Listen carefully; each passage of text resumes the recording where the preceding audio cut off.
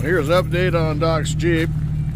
He has the center pin put back in the rear end. There's fluids in there. While the Jeep was in the shop, he swapped the lift kit from a Jeep he just bought from his brother over. Because the other lift was sagging on one side. So this is I believe a 4-inch skyjacker. It's on it. It looks like it's sitting a lot leveler than it was when it was in the shop. So this is his test drive, and we're hoping it works out so he doesn't have to call AAA kind of bring him home. Oh yeah, he also put the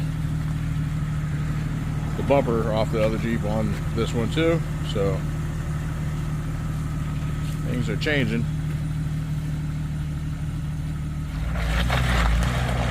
Well, there it goes.